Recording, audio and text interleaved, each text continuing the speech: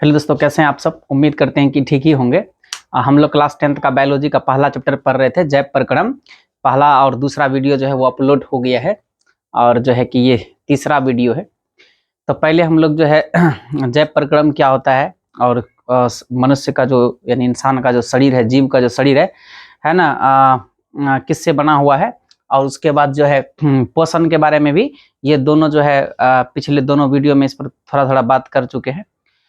परपोषण क्या होता है, परपोषण क्या होता है और उसके प्रकार के बारे में जो है अभी हम लोग बात करने वाले हैं। देखिए, परपोषण 3 प्रकार का होता है। वैसे परपोषण क्या होता है मैं आपको पिछले वीडियो में पढ़ा चुका हूं, यानी वैसा पोषण जिसमें जीव अपना भोजन खुद से नहीं बनाता है, दूसरों पर निर्भर रहता है, तो वो जो है परपोषण कहलाता है। इसका डिफिनेशन पिछले वीडियो में पार्ट 2 में। और ये 8 नंबर क्या दिए कि देखो सीरियल नंबर देते जा रहे हैं ताकि आप जो फेयर करते हो कॉपी में तो आपको आसानी हो। 7 नंबर तक हम लोग सीरियल नंबर पढ़ लिए, ये 8वां नंबर है परपोषण के प्रकार। देखिए, परपोषण 3 प्रकार का, एक होता है मृत जीवी पोषण, और एक होता है परजीवी पोषण, और एक होता है प्राणी संपोषी पोषण। यानी जो है 3 तरह का जो है परपोषण होता है। परपोषण का मतलब जो दूसरों पर अपने पोषण के लिए निर्भर है। तो इसमें मृतजीवी में जो भी उदाहरण आएगा, परजीवी में, प्राणी संपोषण में, ये सब जो है अपना पोषण के लिए दूसरों पर निर्भर रहते हैं। तो एग्जाम में पूछेगा कि परपोषण कितने प्रकार का होता है, तो परपोषण 3 प्रकार का होता है, मृतजीवी, परजीवी और प्राणी संपोषण। मृतजीवी पोषण क्या होता है, ध्यान दीजिएगा, लिखा है ऐसा पोषण जिसमें जीव मृत जंतुओं और पौधों के शरीर से अपना भोजन अपने शरीर की सतह से घुलित कार्बनिक पदार्थों के रूप में अवशोषित करता है, मृतजीवी पोषण कहलाता है। उम्मीद करते हैं कि आपको समझ में नहीं आया होगा, है ना। इधर ध्यान दीजिए। जैसे देखिए होता क्या है कि आप लोग कभी जो है ना रोड के किनारे से अगर गुजरे होंगे या कहीं पर भी, तो जैसे कोई कुत्ता मर गया या कोई जानवर मर जाता है, तो उधर से आप अगर गुजरते हैं तो देखते होंगे कि बड़ा गंध करता है, और उसके ऊपर में जो है ना छोटा छोटा उसमें जो पिल्लू चलता है वो पिल्लू उसमें चलता है ना। और जैसे कि देखिए, अगर आप जिलेबी, यहाँ पर कोई जिलेबी है, इसका रस गिर गया है, तो उसके बाद चींटी जो है ना यहाँ बहुत सारा आता है, लेकिन चींटी किधर से आता है वो दिखाई देता है, लेकिन वो जो मरा हुआ शरीर में जो कीड़ा चलता है, जो पिल्लू होता है, वो आपको दिखाई देता है कहीं से आता हुआ? नहीं दिखता है ना। गंध से ही उसमें जन्म लेता है। और वो करता क्या है, जैसे ये कुत्ता का डेड बॉडी है मान लीजिए, तो वो पिल्लू इसको जो है ना सड़ा देता है, कीड़ा सड़ा देता है, सड़ा करके उसको मिट्टी बना देता है, और उसमें जो गैस बनता है वो वातावरण में मिल जाता है। तो ये जो सड़ाया है ना, सड़ाने के बाद देखिए वो पिल्लू क्या उसमें से सड़ा करके उसको फिर दूसरे में चल जाता है, ऐसा नहीं होता है, उसको उसी में मृत्यु होगी। यानी कि जन्म लिया और फिर उसी का रस पी करके वो जिंदा रहा, जैसे उसका रस खत्म हुआ उसके बाद वो कीड़ा भी, वो पिल्लू भी मर जाता है। यानी कि ये पिल्लू जो है, ये इसमें जो पिल्लू पैदा लेता है वो किसका रस पी करके जिंदा रहा, बताइए? कुत्ता का रस का, सड़ा हुआ शरीर का रस का।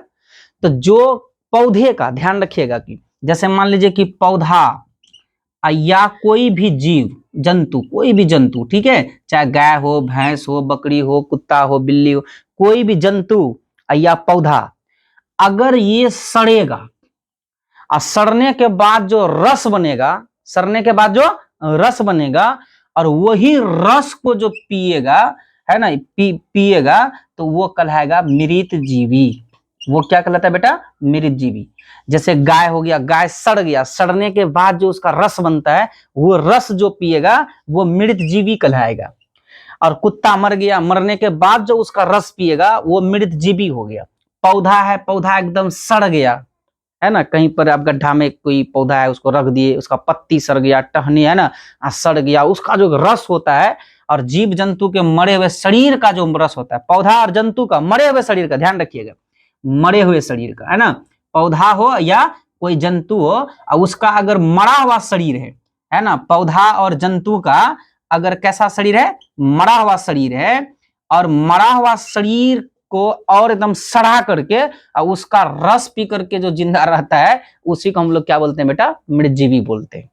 तो बोलिए, अपने लोग जो है, जो इंसान है या जानवर हो गया, गाय भैंस, ये सबको देखते हैं, ये सब पौधा और कोई भी जानवर का मरा हुआ बॉडी का सड़ा हुआ रस पीता है ये लोग? नहीं ना बेटा, नहीं। तो वो ये तो हम लोग मृतजीवी में नहीं आते।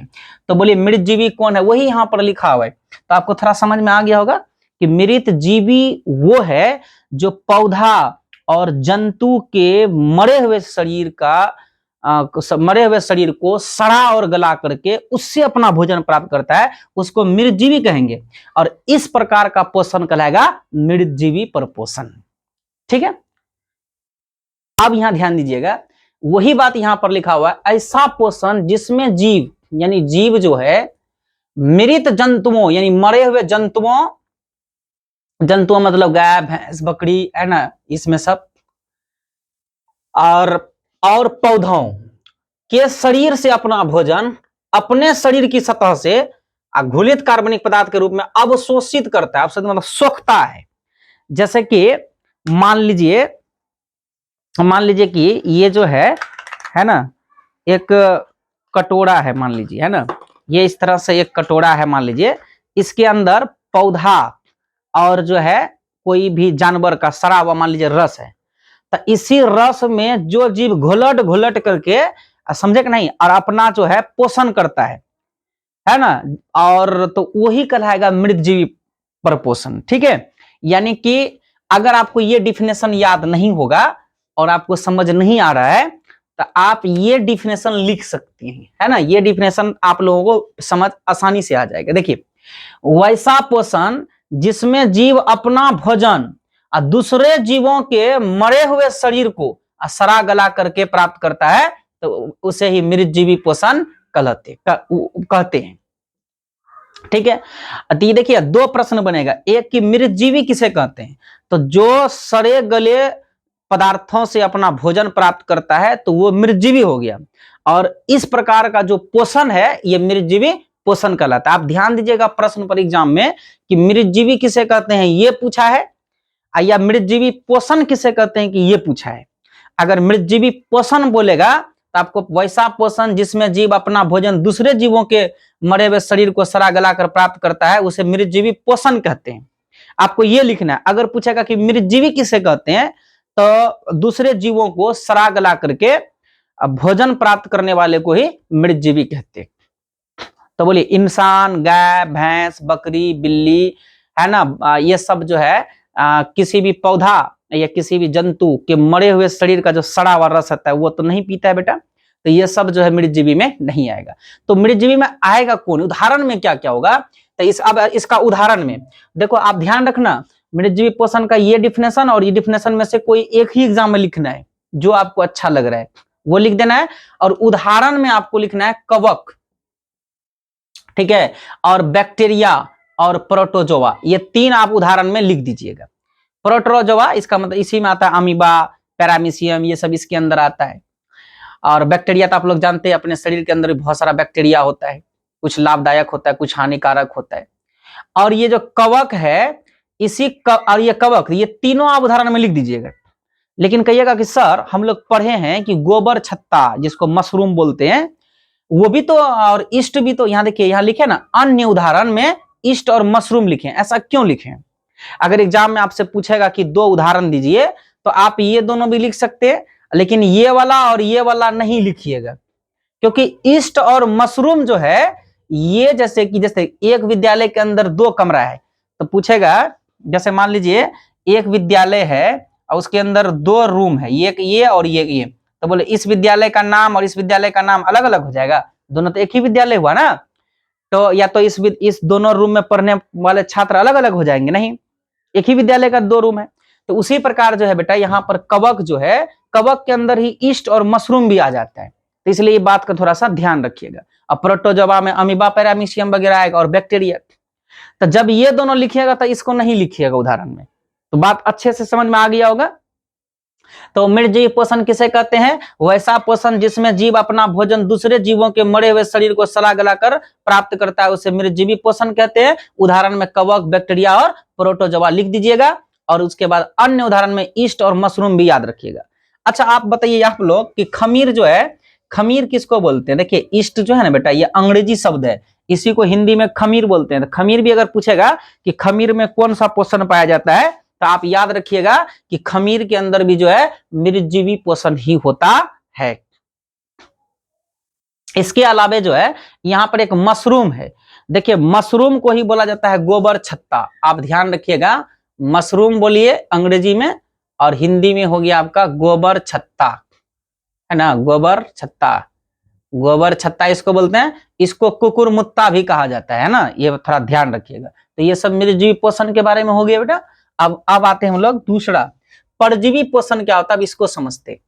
परजीवी वैसा पोषण जिसमें जीव दूसरे प्राणी के संपर्क में अस्थाई या अस्थाई, अस्थाई का मतलब क्या हो गया कि जैसे परमानेंट, और अस्थाई का मतलब क्या हुआ कि जो अस्थाई नहीं है। जैसे देखिए ये जो बोर्ड पर मैं आपको पढ़ाता हूं, पिछला वीडियो बनाए थे ये बोर्ड यहीं पर था और अभी बना रहे थे यहीं पर। अगला वीडियो जो बनाएंगे तो यहीं रहेगा, ये अस्थाई है।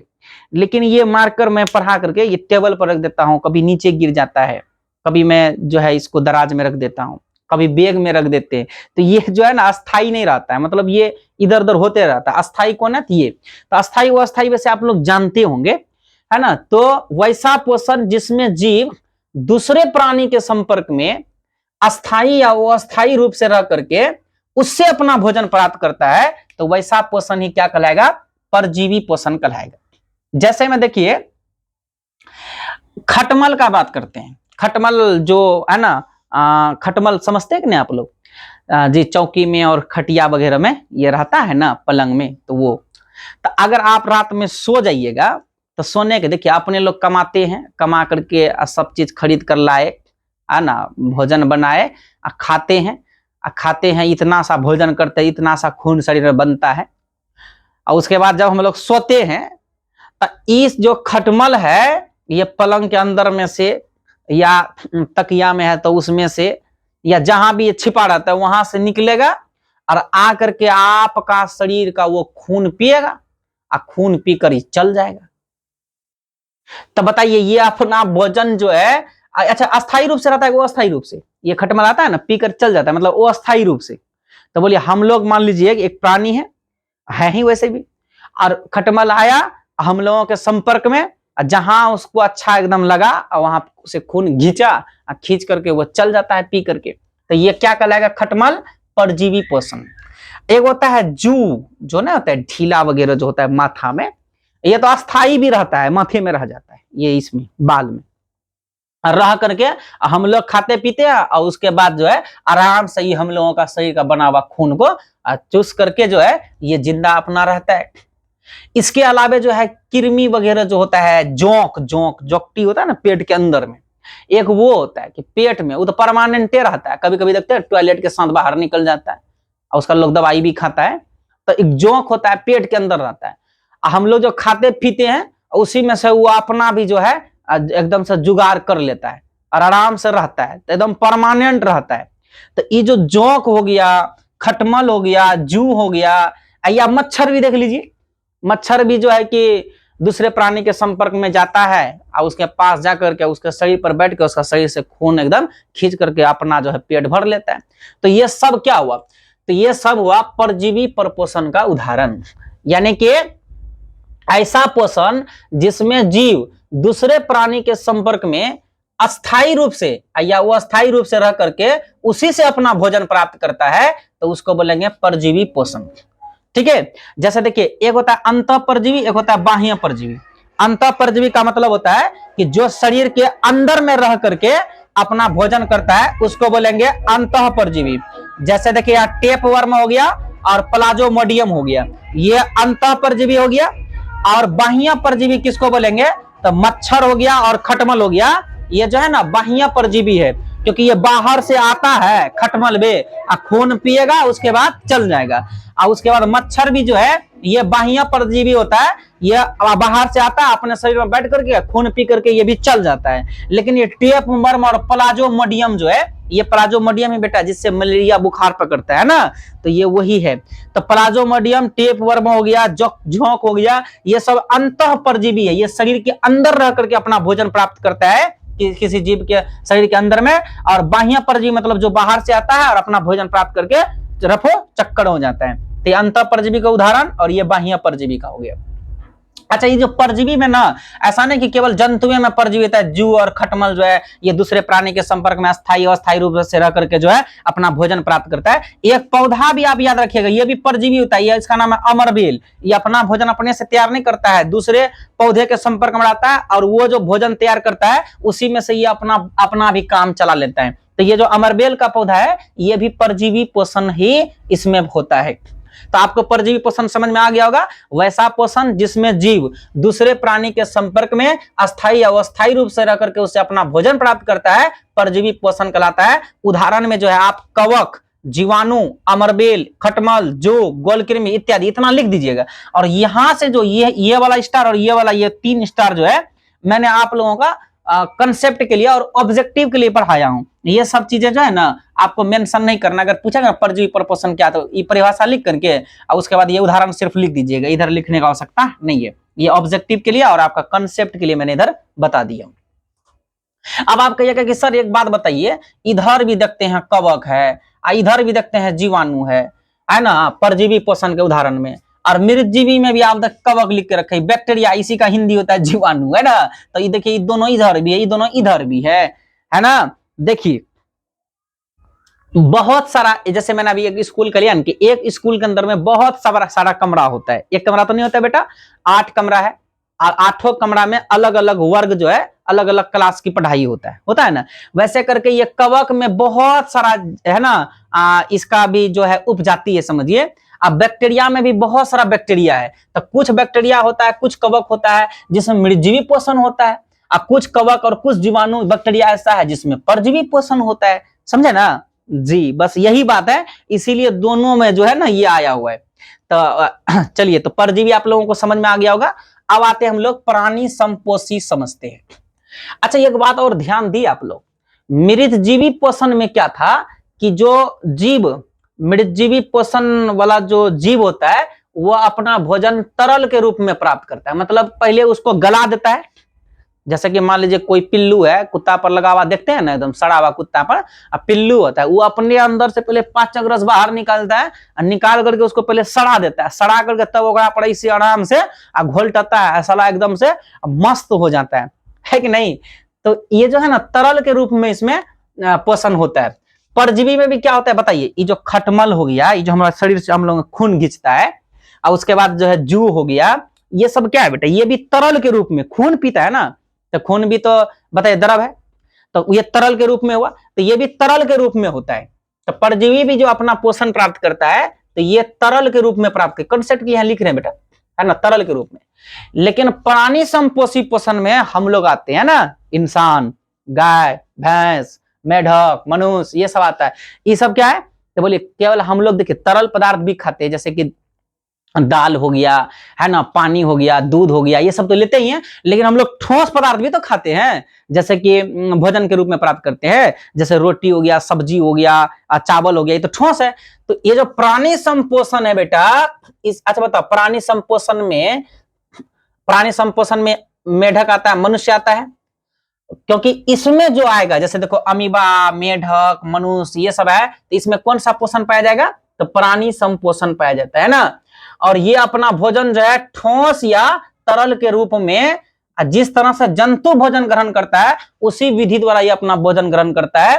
तो वैसा पोषण जिसमें प्राणी अपना भोजन ठोस या तरल के रूप में जंतुओं के भोजन ग्रहण करने की विधि द्वारा ग्रहण करता है, प्राणी संपोषी कहलाता है। जैसे में अमीबा, मेढक, मनुष्य, ये सब हो गया।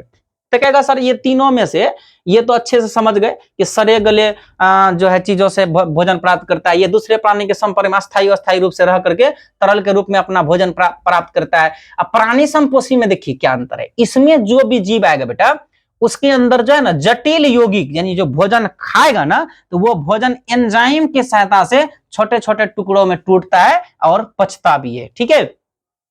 तो इस प्रकार से जो है मृतजीवी पोषण, परजीवी पोषण और प्राणी संपोषी पोषण, तो ये परिभाषा होगी बेटा, ये उदाहरण है इसका, है ना। और ये सब जो है ना ये रफ किए, तो इसमें थोड़ा मिटा भी देता हूं, है ना। और ये तीनों को जो है आप लोग इस तरह से छाप लीजिएगा। अब फिर हम लोग अभी आगे देखते हैं, है ना। तो 8 नंबर जो है हो गया कंप्लीट। अब 9 नंबर देखते हैं। देखिए 9 नंबर प्रश्न में है कि मृतजीवी को अवघटक क्यों कहा जाता है। मृतजीवी जो होता है ना, मृतजीवी समझ रहे हैं कि नहीं, जो जीव सड़े गले पदार्थों से अपना भोजन प्राप्त करता है उसको मृतजीवी कहते हैं। तो उसको अवघटक भी कहा जाता है। क्यों? अवघटक का मतलब होता है क्या? तोड़ने वाला। तो आखिर ये मृतजीवी जीव जो है क्या तोड़ देता है जो उसको अवघटक कह देते हैं? ध्यान दीजिएगा।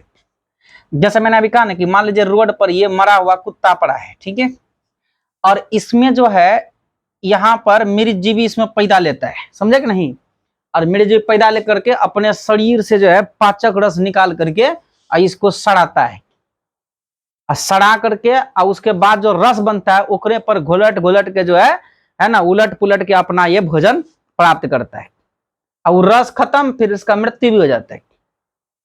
अच्छा, अगर ये मृतजीवी नहीं रहेगा तो ये मरा हुआ कुत्ता, बते जब से धरती है कितने जीव जंतु मर गया, कितना पौधा है ना, पत्ती, ये सब चीज, अगर सारा जीव जंतु अभी तक नहीं गला रहता तो जिधर जाते उधर ना एकदम से पीस पीस जो है मिलता। तो बहुत बड़ा उपकार है मृतजीवी का। तो जब भी कोई कुत्ता को पिल्लू है ना सड़ा रहा है, उधर से आप गुजरिएगा तो उसको आप एक बार धन्यवाद जरूर कहिएगा, क्योंकि अगर वह पिल्लू नहीं जन्म लेगा तो ये मरा हुआ कुत्ता इसी तरह सारे जीव जानवर का जो है शरीर जो है ना एकदम ऐसे ऐसे मांस की तरह पड़ा रहता। ठीक है, तो ये मृतजीवी क्या करता है बोलिए, तो जो मरा हुआ जानवर का और मरे हुए पौधे का जो है शरीर को सड़ा गला देता है, सड़ा गला करके मिट्टी बना देता है, इसलिए मृतजीवी को अवघटक कहते हैं, है ना। कैसे आंसर लिखेगा कि मृतजीवी पौधा और जानवर के मरे हुए शरीर को सड़ा गला करके मिट्टी बना देता है, इसलिए मृतजीवी को अवघटक कहा जाता है। ये ऐसे भी लिख सकते हैं, या यहाँ जो उत्तर लिखा हुआ है कि जंतुओं और पौधे की मृत्यु के बाद उनके मृत शरीर को मृतजीवी अवघटित कर अर्थात सड़ा गला करके उनके मूल तत्वों में बदल देता है। मूल तत्व मतलब जिससे मिलकर वो बना होता है, ऐसे मूल तत्व बाद में मिट्टी में बदल जाता है और उत्पन्न गैस यानी इसमें जो गैस बनता है वो वातावरण मिल जाता है, इसी कारण मृतजीवी का अवघटक कहते हैं। ये लिख सकते हो। अब पोषी क्या होता है, प्रश्न ये भी आ सकता है एग्जाम में, पोषी क्या होता है, तो जिस जीव के शरीर से परजीवी अपना भोजन प्राप्त करता है वो पोषी कहलाता है। जैसे मच्छर अपने लोगों के शरीर से भोजन प्राप्त करता है, खटमल अपने लोगों के शरीर से भोजन प्राप्त करता है, जू अपने लोगों के शरीर से भोजन प्राप्त करता है। तो हम लोग क्या, वो लोग हो गया परजीवी, और हम लोग क्या होता, हम लोग हो गए कौन सी, पोषी, है ना। तो ये तो पोषी हो गया। अगला प्रश्न है, पत्ती को भोजन का फैक्ट्री कहते हैं। तो जानबे करते हो कि भोजन कहां पर बनता है पौधे में, तो पत्ती में, है ना। पौधा का रसोई घर पत्ती है। चलिए अब जो है पहला दूसरा ये तीसरा वीडियो है ना, तो इसमें एक टॉपिक जो है ना वो कंप्लीट हुआ, अभी पूरा चैप्टर कंप्लीट नहीं हुआ और भी आगे पार्ट आएगा। तो इतना में क्या सीखे आप लोग एकदम फेयर करते हुए आए होंगे, यहां तक लिख लीजिएगा। अब जो है इसमें से क्या क्या प्रश्न बन सकता है, तो आप लोग एक छोटा सा यहाँ पर जो है टेस्ट लगा लीजिए, अपने आप को थोड़ा सा पहचानिए कि आप इतना कितना सीख पाए अब तक में। पहला प्रश्न है, जैव प्रक्रम क्या होता है। इसका मैंने डिफिनेशन आपको बताया है, वे सारी क्रियाएं जिनके द्वारा जीवों का अनुरक्षण होता है जैव प्रक्रम कहलाता है। श्वसन, पोषण, श्वसन, परिवहन, उत्सर्जन, ये सब जैव प्रक्रम का ही हिस्सा है। जीवों के लिए पोषण क्यों आवश्यक है ये भी मैंने आप लोगों को बताया है, पिछले वीडियो में आप जाकर देख सकते हैं। पोषण की परिभाषा दें, परपोषण की परिभाषा दें, स्वपोषी और परपोषी में क्या अंतर है, परजीवी पोषण की परिभाषा, प्राणी संपोषी पोषण में से आप क्या समझते हैं अभी मैंने बताया, मृतजीवी पोषण से आप क्या समझते हैं, मृतजीवी को अवघटक क्यों कहते हैं, तो यहाँ लिखा हुआ ही है। तो ये सबका आप टेस्ट लगाइएगा, और नहीं आपको समझ में आएगा तो मैंने अभी जो है ना पीछे ये तीसरा वीडियो है, पहला दूसरा और इसमें तीनों में जो ये सारा प्रश्न को मैं कवर किया हूं, आप वहां जाके देख सकते हैं। और ये जो 10 नंबर का ये ना 5 नंबर का क्वेश्चन में ये आ सकता है, आप ध्यान रखिएगा। जितना आप तक पढ़े हैं उसमें से ये 9 गो जो है 2 नंबर का क्वेश्चन और एक 5 नंबर का क्वेश्चन बन सकता है। 5 नंबर का क्वेश्चन क्या है समझिएगा, पोषण किसे कहते हैं, बना पहले तो आपको पोषण का परिभाषा दे देना है, फिर है जीवों में होने वाले विभिन्न पोषण विधि। देखिए बहुत सारा पोषण का विधि होता है, स्वपोषण होता है, परपोषण में मृतजीवी होता है, परजीवी होता है, प्राणी संपोषी पोषण होता है, सबका उल्लेख करना है।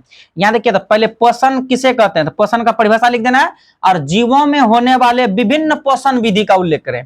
जीवन में होने वाले जीवों में होने वाले विभिन्न पोषण विधि। देखिए यहाँ पोषण बोला है, इसलिए पहले आपको पोषण 2 भाग में, स्वपोषण, परपोषण। स्वपोषण किसे कहते हैं, परपोषण किसे कहते हैं, फिर परपोषण का प्रकार, मृतजीवी, परजीवी, प्राणी संपोषण, फिर तीनों का परिभाषा, फिर उदाहरण, इतना कुछ आपको लिखना पड़ेगा। लेकिन अगर प्रश्न में ऐसा पूछता कि पोषण किसे कहते हैं, जीवों में होने वाले विभिन्न परपोषण विधि का उल्लेख करें, तब खाली परपोषण का प्रकार, मृतजीवी, परजीवी और प्राणी संपोषण का उल्लेख करना था। तो ये एक 5 नंबर का है जो आपको टेस्ट अपने है ना इधर पूरा छाप करके इसका टेस्ट लगाइएगा, याद करिएगा, है ना। और जो है ये तीसरा वीडियो यहीं पर जो है कंप्लीट होता है। अब हम लोग जो है फिर चौथा वीडियो जिसमें प्रकाश संश्लेषण वगैरह है वो अब बनेगा। तो फिर मिलते हैं कल अगले वीडियो के साथ।